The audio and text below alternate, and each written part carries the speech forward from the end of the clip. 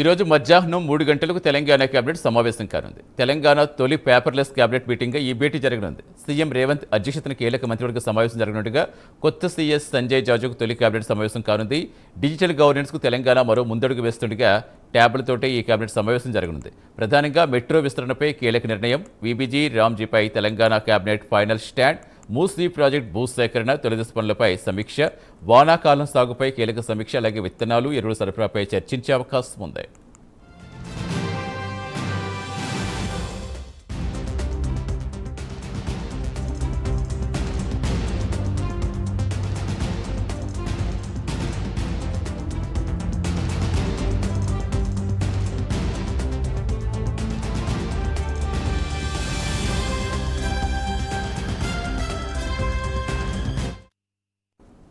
పూర్తి సమాచారం ఇచ్చేందుకు మా కరెస్పాండెంట్ అజీం జరుగుతున్నారు. Good morning Azeem. ఈసారి ప్రత్యేకతలు చాలానే కనిపిస్తున్నాయి. ఒకటి తొలి పేపర్లెస్ కేబినెట్ మీటింగ్ అయితే, మరొకటి కొత్త సీఎస్గా సంజయ్ జాజు కూడా తొలి కేబినెట్ సమావేశం. సో ఏ అంశాలపై ప్రధానంగా చర్చించే అవకాశం ఉంది? ప్రధానంగా ఈ మధ్యకాలంలో అన్ని పార్టీలకు ప్రధాన అస్త్రంగా మెట్రో మారిపోయింది. మెట్రో సంబంధించి ఏమైనా అప్డేట్స్ వచ్చే అవకాశం ఉందా? ఈ రోజు మధ్యాహ్నం 3 గంటలకు సీఎం రేవంత్ రెడ్డి అధ్యక్షతన సెక్రటేరియట్ లో కేబినెట్ సమావేశం జరగనుంది. అయితే మొదటిసారి పేపర్లెస్ కేబినెట్ సమావేశం, అంటే డిజిటల్ రూపంలో. ఇప్పటికే ఇటీవల జరిగినటువంటి ఇన్ఫార్మల్ కేబినెట్ సమావేశంలో కూడా దీనికి సంబంధించిన ట్యాబ్స్ కూడా మంత్రుల చేతికి అందడం కూడా జరిగింది. ఆ రోజు సీఎం రేవంత్ రెడ్డి కూడా దీనిపై పూర్తిగా కూడా ఏదైతే వివరాలన్నీ కూడా అడిగి తెలుసుకున్నారు. ట్యాబ్ లో ఎలా వస్తుంది ఎజెండా, దీనికి సంబంధించి ఎలా ఉంటుంది కేబినెట్ అని చెప్పి కూడా పూర్తిగా తెలుసుకున్న విషయం కూడా మనకు తెలిసిందే. సో ఈ నేపథ్యంలో ఈ రోజు తొలిసారి ఏదైతే పేపర్లెస్ డిజిటల్ కేబినెట్ గా సమావేశం జరగనుంది. అలాగే నూతన సీఎస్ గా నియమితులైనటువంటి సంజయ్ జాజు కూడా ఈ రోజు తన మొదటి కేబినెట్ సమావేశానికి కూడా ఏదైతే పాల్గొనబోతున్నారు. సో ఈ నేపథ్యంలో ఈ రోజు ప్రధానమైనటువంటి అంశాలు కూడా చర్చకు వచ్చేటువంటి అవకాశం కూడా కనిపిస్తుంది. ప్రధానంగా ఖరీఫ్ దగ్గర పడుతుంది. సో ఖరీఫ్ సంబంధించి రైతు చేసినటువంటి విత్తనాలు కావచ్చు, యూరియాకి సంబంధించిన అంశం కావచ్చు. ఎందుకంటే ఇప్పటికే యూరియా కొరత ఉంది రాష్ట్రంలో అనే విషయం అందరికీ తెలిసింది. సో ఈ నేపథ్యంలో యూరియాకి సంబంధించి సరఫరా ఎలా ఉంది, సో ఎంత స్టాక్ ఉంది, సో యాప్ ద్వారా అందులో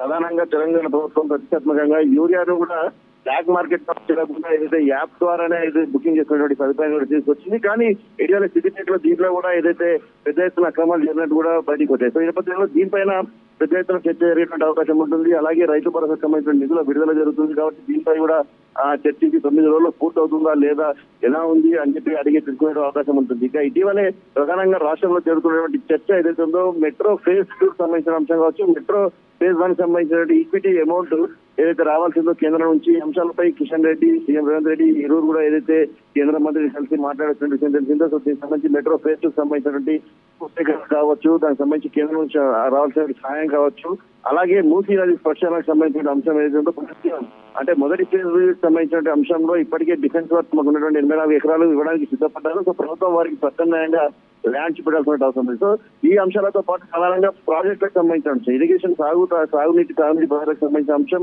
తుంగభద్ర కావచ్చు, అలాగే ఏదైతే ఈ ఇటీవల పాలమూరు ఎత్తిపోతల పథకం కావచ్చు, ఇవన్నీ కూడా సమీక్ష సమావేశాలు చేశారు. సో ఈ నేపథ్యంలో 3 రాష్ట్రాల ముఖ్యమంత్రులు కూడా అది కర్ణాటక భారత్ కలిసిన విషయం తెలిసిందే. సో ఈ అంశాలకు సంబంధించిన అంశంపై కూడా ఏదైతే ఎన్ని టీఎంసీల వాటర్ రావాలి, నిల్వ ఎంత ఉంది, సంబంధించిన అంశం, ప్రాజెక్టుల విషయంలో ఏ ప్రాజెక్ట్ ఎంత మేరకు ఖర్చు అవసరం పడుతుంది.